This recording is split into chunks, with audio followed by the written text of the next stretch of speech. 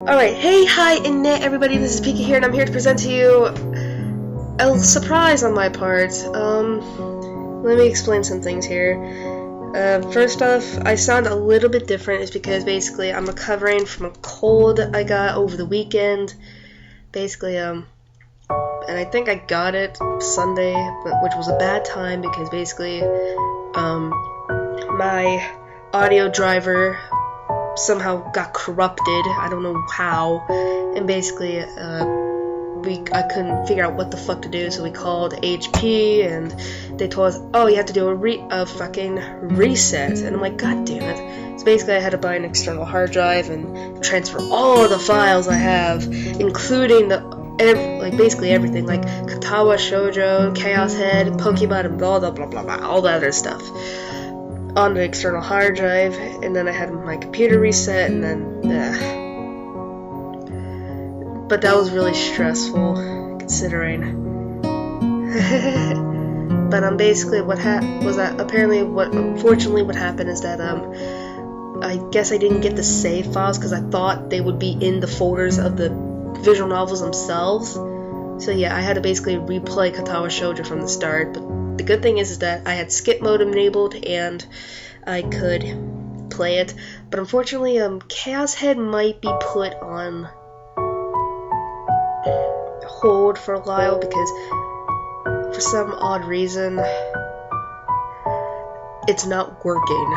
I don't know what's going on. I've been figuring it out. It's like, did I do something wrong? Everything used to work, so I don't know. But until I can figure out how to get it working again, it's gonna have to be put on hold.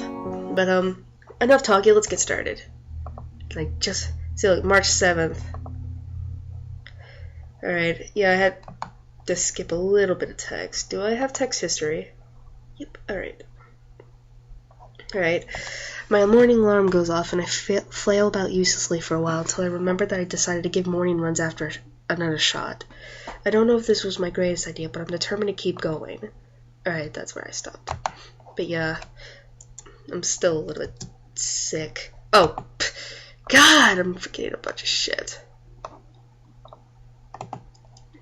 This is about my health after all. Sure, things haven't been great lately for me, but that hasn't made existence so intolerable that I'm not going to try everything I can to stay healthy. Besides, it's all about asserting some kind of control over this thing, right? If I can manage that, well, I can manage anything.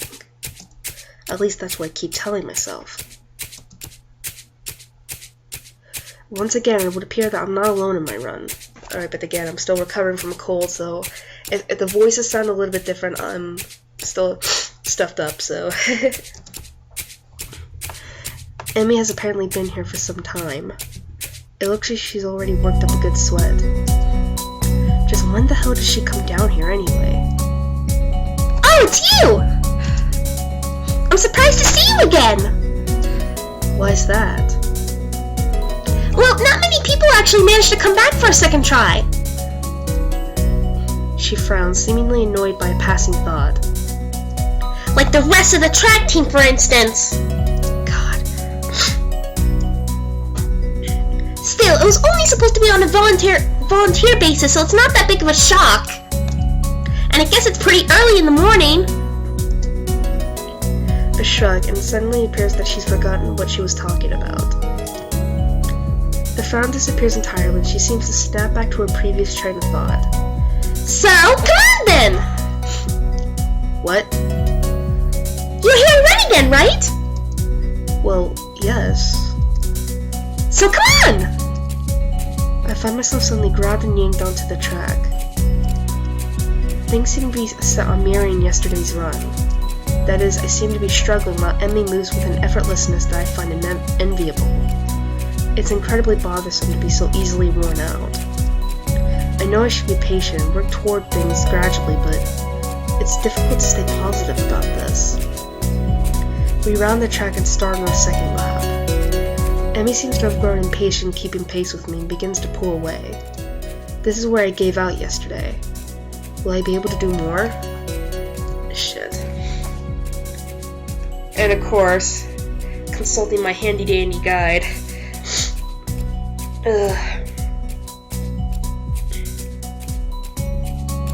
take it easy, okay?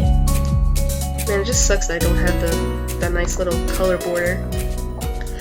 I let Emi go with her own pace, and she doesn't show mercy, pulling half a lap ahead of me in an instant. I don't blame her. I mean, it's not as if I'm really putting up any sort of real fight out here, is it? I mean, instead I'm just running at a steady pace, which is what I should be doing, right? There's no need to go pushing my limits at this stage of the game. God, is this even worth it? As we finish the second lap, I break off again. Emi keeps going, and it almost seems to me that she's disappointed. Well, that's stupid. I don't have anything to prove to her. Come to think of it, I've got nothing to prove to myself either. I'm just fine the way I am. And what I'm not is a runner. This was probably a bad idea. Maybe there's something else I can do instead of this. Getting up this early sucks anyway. There's gotta be some other way to keep healthy.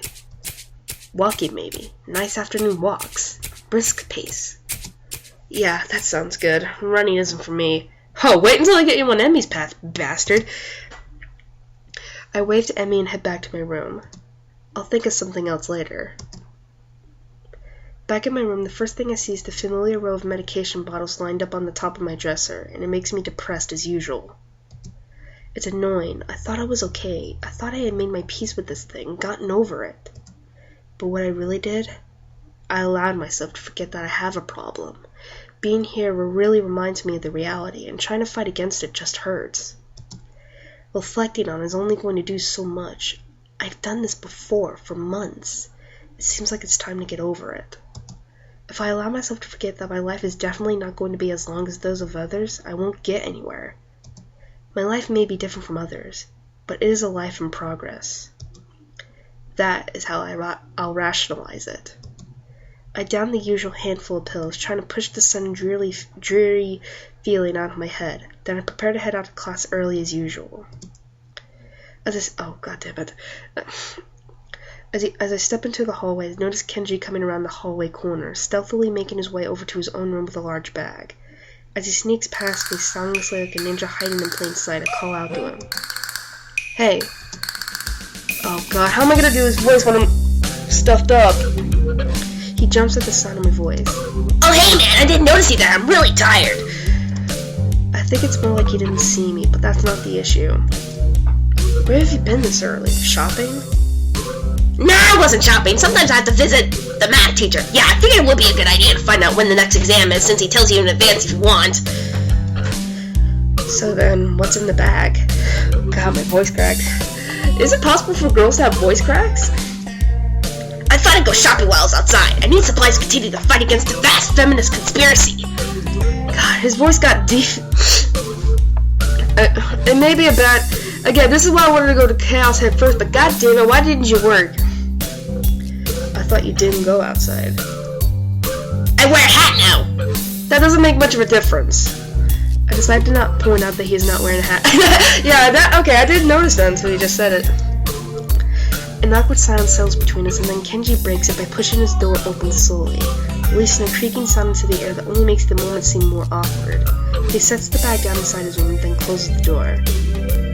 I'm surprised you went out of your way to find out a test date. Trying to take advantage of an opportunity to study is pretty diligent. I never study! Oh. I just wanted to know when the next test day was. I'm still going to take it, duh. I need to know so I know what day I can't afford to skip class. He usually sends out updates on that crap by phone, so I had to step out and check up on it. And why do you have to go out when you can get it on your phone? I don't carry a phone! What do you mean you don't carry a phone? You mean you just leave it at home? Nah, I don't use phones. I don't have a phone. I don't have no phone. Why don't you have a phone? How can you not have a phone? No phone at all? No phone? I just don't like phones. Actually, I'm kind of scared of them. I don't know why. I think it's some kind of repressed trauma. But basically, when I hear a phone, I get nervous. It's my darkest secret. I have two theories on it. Either I have some fear of receiving some undefined, ominous, life-altering doom call, or I was beaten with the phone in the past. Beaten so badly I can't remember it. Beaten in the head. Well, where else could I get beaten with a phone that would make me unable to remember it? The ass? Unexpectedly logical. I feel very depressed now. Sensing this conversation is more or less over, Kenji opens his door again and prepares to head inside. Yeah, I'm going to sleep, dude. Have a good one. Class is going to start in like 20 minutes. I already did something today. Too tired to go to school. Hey, you need some lip balm? I accidentally bought 2 because I thought the store had started selling individual AA batteries. Thanks, but no thanks. In reality, I do need it. My lips are dry because of the fucking cold weather outside. Whatever, man. He swiftly enters his lair, finally letting me go to class. For a change, I'm not among the first ones to come to morning class. Instead, almost everyone else seems to be here already. I recognize most of my class by their faces by now, though the names escape me still. The class goes on lazily. I think I'm starting to get into the rhythm of the school. I've even stopped worrying about taking notes and being overtly attentive. The first days I was pretty high-strung in class. Mutao finishes his lecture about electricity early, but continues without a pause about the festival. So as you know, the festival's on the day after tomorrow. I hope everyone's projects are going to be successful this year. Have a good time, but also come Sunday. Please keep the meaning of this festival in your minds. Games and fine food! Everyone bursts out in laughter, and so do I. Yes, thank you, Mikado. But what I meant... Okay, I couldn't read that. The remainder of his sentence is buried beneath the ring of the lunch bells, and everyone starts packing their things. Mutao deliberates for a moment, but since almost nobody seems to pay attention anymore, he gives up and sits down. It's crowded in the hallway, or as crowded as hallways in this school probably get. Okay, for some reason I thought I saw a face. Most of the students seem to be heading down for the cafeteria. Hisao! Emi! I'm going to make you a one-time only super extra special lunch offer!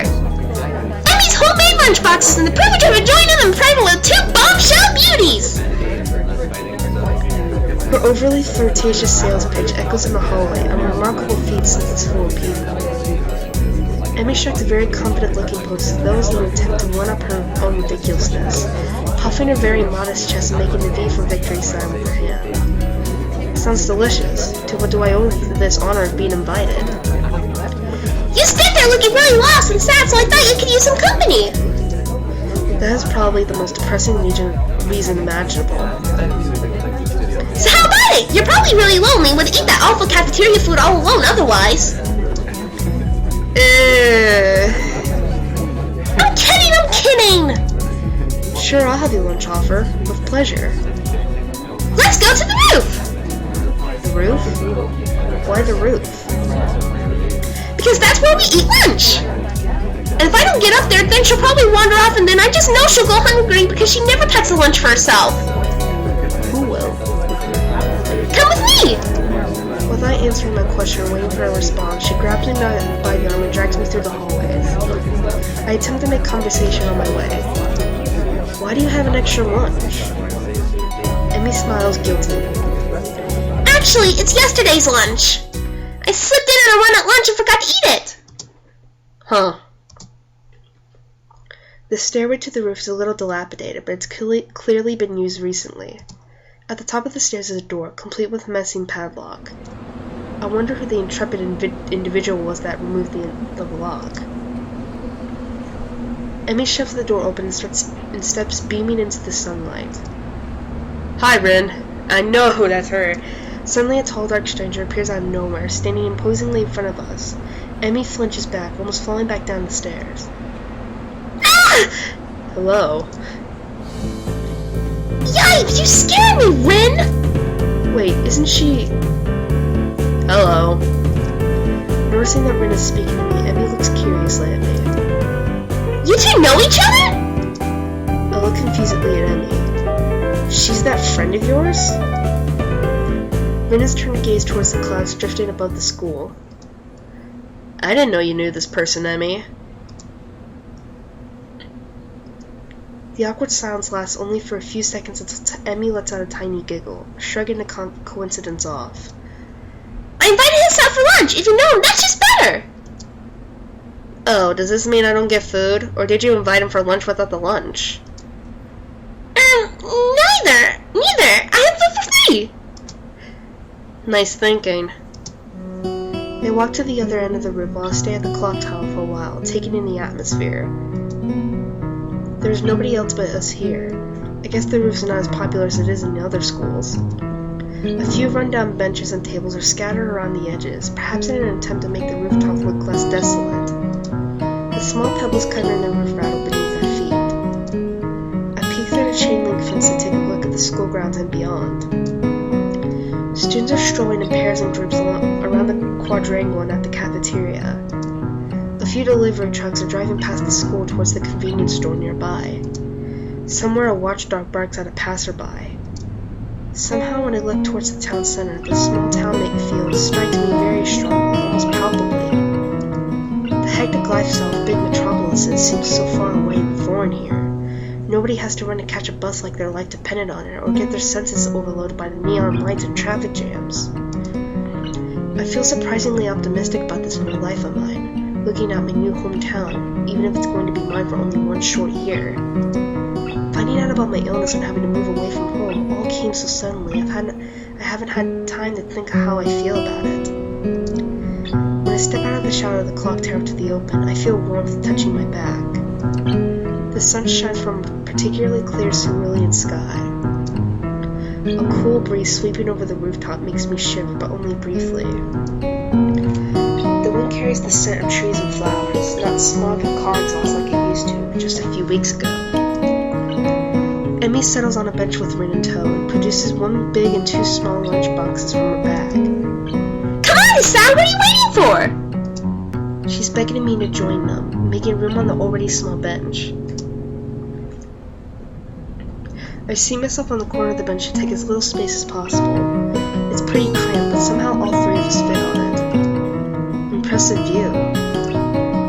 Emi suppresses a giggle and places a lunchbox in front of Rin and hands another lunchbox to me. Here you go, lunch as promised! Homemade, no less. I'm impressed. Wow, this looks really good. Thanks! I make it myself when I can! Conversation dies off as I set about the business of feeding myself. Taking a few bites, I glance up and notice Rin deftly opening her lunchbox and popping a forkful of food into her mouth using only her feet. Even though I've seen it before, I can't help but be impressed at her dexterity. It's also a reminder of the sort of place I am in right now. Will I ever get used to sights such as this? I can't decide if getting used to such a thing would be a good thing or a bad thing either. Does getting used to this place mean that I'm giving up on being a normal person? Or does it just mean that I'm becoming more understanding about those around me? I'm distracted from my thoughts by the sight of Emi tearing into her lunch as if I had insulted her ancestors. You seem pretty hungry. Emi looks up, mouth half full, and swallows before nodding. My morning run always works up an appetite. Which is great because then I burn through lunch pretty quickly. Helps me keep my girlish figure. What would happen if you lose it? Would you become a man? God. I very nearly choke on my lunch trying not to laugh. It's a figure of speech. Does your figure have to run in the mornings too? Do you always talk like this? Talk like what?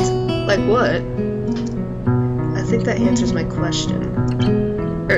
Never mind. So, I struggle to think of small talk and settle on the obvious question. How'd you two meet? Rin seems content to let Emi answer this question.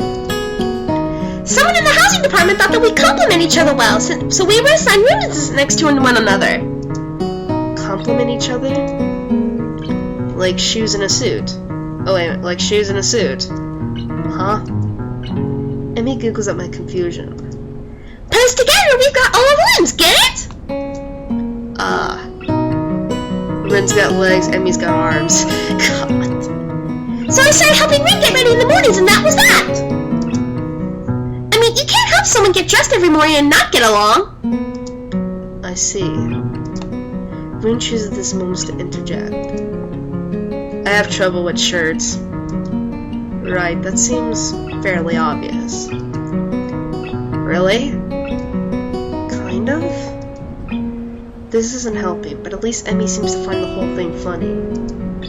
That combined with the fact that Rin is genuinely curious makes me feel slightly better and yet confused. I mean, you've got no arms. So, putting on a shirt seems like one of those things that would be difficult. You know what? I'm just going to stop talking right now. It'll save me a lot of trouble in the long run. Rin nods in what I suspect is meant to be a sage manner. I see. The conversation dies as I turn my attention back to my lunch. It's really quite good. Emi finishes her lunch first and makes a contented noise. That was good! As she busies herself with cleaning up her lunch, Rin speaks up. I'm thirsty. Oh, I almost forgot about that! Sorry! With a flourish, she reaches into her bag and removes a trio of juice boxes. She tosses me one that appears to be cranberry juice, one to Rin that appears to be some kind of strawberry milk, complete with a pink color scheme, and keeps a equally pink box of some kind of fruit punch for herself. Rin dexterously stabs her straw through the top of her box and begins to drink. I'm once again impressed by how flexible she is, but this time I keep my comment to myself. Somehow I don't think either Emi or Rin are the sorts of people to think twice about the way they work around their particular disabilities. Rin especially so. Indeed, she gives off the impression of being entirely unaware that she's missing any limbs at all. Whether or not that's a conscious decision is another matter. I'm honestly not sure. So, Sal, how do you like it up here? It's quite nice, actually. I like high places for the view. Thanks for inviting me up here. And for the lunch, too. Emi grins a 1,000-watt grin, pleased by my response, I suppose. No problem! Feel free to eat with us next time, too, okay? I won't make you a lunch, but you can bring your own up here. No lunch service? I don't know. Emi looks mock offended. Trying to take advantage of my good nature? The nerve! She giggles. Well, if that's your answer, I guess Rin and I will just keep eating lunch all alone. I'm suddenly assaulted by the most heart-rending puppy dog eyes I've ever seen as Emi pouts. Kidding! I was kidding! I'd love to eat lunch up here again. Good location and the company's okay too. Emi frowns a bit at my declaration of okay, but seems happy enough that I've accepted her invitation. I guess this makes us friends now. Or at least acquaintances. The lunch bell rings, signaling a return downstairs. Rin, you didn't finish your lunch yet! Again! Oh, I wasn't that hungry. If you don't eat more, you're going to fade away! Rin shrugs as if this is an acceptable risk. Come on, we better get going. The three of us head down the stairs together. The afternoon class passes. Once again, I find myself without a plan for something to do after school, so I head to the library to return a couple of the books I finished reading. Walking inside, I see that there are about as many students here as there were on Tuesday, all the more evident from the almost total silence enveloping the room. As I drop the books I brought into the return slot on the counter, Yuko suddenly pops up from behind it, quite startled from the banging they make as they hit the trolley next to her. Sorry, Yuko. Didn't mean to startle ya. No, that's fine. It happens a lot. I'm used to it by now. Can I help you? It's okay. I think I know where everything is. Thanks anyway. I suppose I'll grab another book or two while I'm here. There's not much else to do, and after reading so much during my stay in the hospital, it's become a hard habit to break. I wander down to the fiction section towards the back of the library, scanning the bookshelf for anything that catches my eye. As I do, I look over to the corner where Hanako had been the last time I was here, not really expecting anything to come of it. Surprisingly, though, that she's there, absorbed completely in a fairly thick book. I decide against intruding on her like last time and get back to finding reading material. After an indiscernible amount of time spent perusing the aisles, I finally decide on a couple of books to get and slide them off the shelf. With a minimum of fuss, I quickly walk over to the counter, check out my books, and pop them into my bag as I walk out. By the time I leave the main building, the sunset isn't too far away. A small trickle of students remain, but the majority have left, presumably to their homes and dorms. I guess I need to buy some supplies. I can't live off cafeteria food eating out for my entire stay here. As I leave for the game, I make a few loud stretches to try and stave off the tiredness that's accumulated over the week. Oh, I didn't click on it. Oh, Lilly. After passing through and rounding the corner, I see a solitary figure walking downhill towards the small town below. The color of her hair and tapping of her cane are unmistakable. I quickly walk up to her, which seems to catch her attention without a word needing to be said. Hi, Lilly. She takes a moment to place the voice, slightly adjusting her head to face a bit more towards the source of my voice as she does. Is Sal? Yep, that's me. She seems to have a good memory for voices. The fact that she actually remembered is a pleasant surprise. Good evening. What brings you here? Once again, she gives a small polite bow, and once again I reply in kind before realizing that I needn't do so. Just going into town. You? My, what a coincidence. Doing the same thing, eh? I usually go shopping on Fridays. She pauses for a moment, suddenly looking a little lost. That said, Hanako usually comes into town with me. I'm not lost, but worried. The two do seem to keep pretty close tabs on one another. It's kind of surprising that Hanako would just forget Lilly like that. I noticed her reading in the library. She probably just got caught up in a book. She lets out a small sigh of relief. Thank you. She has a habit of doing that. Avid reader? Right, she doesn't like being around crowds of people. Surveying away from everyone lets her relax a bit. Although she probably didn't intend that, I can't help but grimace as I recall my first meeting with her. Hardly wanting to bring it up, I remained silent and quietly continued to walk down the quiet road. Tack, tack, tack, tack. With the road bereft of cars and the students of Yamako increasingly far behind us, the quiet rustling of the leaves and the measured tapping of Lily's cane against the sidewalk are all that can be heard. It's kind of nice, especially compared to the hustle and bustle where I used to live. Before I know it, I relaxed so much that a loud yawn escaped before I can control it. Tired? Yeah, I've been running ragged these past few days. That's an understatement to be sure. Transferring into a different school would be bad enough, but nothing like this. Well, hopefully everything should settle down for you. The festival's got everyone in a spin right now, and you've been plopped right in the middle of things. For a moment I hesitate, but given her apparent tolerance for frankness, I decide to give my full thoughts. I guess. Yamako's kind of different though. I mean, the formality surrounding everything, the isolation around it, not to mention the most obvious difference. It's a kind of a whole different mindset. I suppose I get used to it though, in time. She gives a matter-of-fact nod, apparently pleased with my answer. It feels almost as if she's included me in the flock of students she's shepherding, along with Class 3, 2, and Hanako. Well, not that I mind. It's nice to get the thoughts off my chest in any case. Looking on the bright side, one can see it as a chance for a new beginning. You should cherish the ability to make new friends. That's optimistic. Nonetheless, it's good to have a positive attitude about such things, I suppose. I guess that's a good take on it. Alright, I'm gonna stop here. I know it seems like an odd point to stop, but it's like things are starting to get loud here, and yeah, so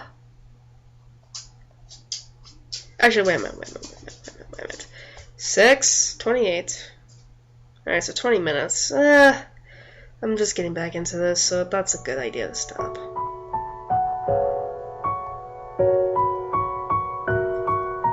I'm actually curious. Give me a minute. Library. It kept all that? Damn, I was skipping shit too. I actually like the little colors you get to add. Alright, so that was Katawa Shoujo part. Oh god, God, now what, 8? Man, this is gonna be... I'm already over 20 uploads, and I'm probably gonna have to explain in a separate video, like, why, Chaos Head isn't up today, but I'll probably do that, like, tomorrow, before I do my Pokemon thing. But basically, thank you for enjoying Katawa Shoujo. I'm sorry if I disappointed you with this because you want to watch Chaos Head or whatever, but again, it's probably gonna have to be put on hold until I can figure out what the hell is going on. But again, thank you for watching, and I hope to see you guys again for Katawa Shoujo next week and for Pokemon tomorrow. So, see ya!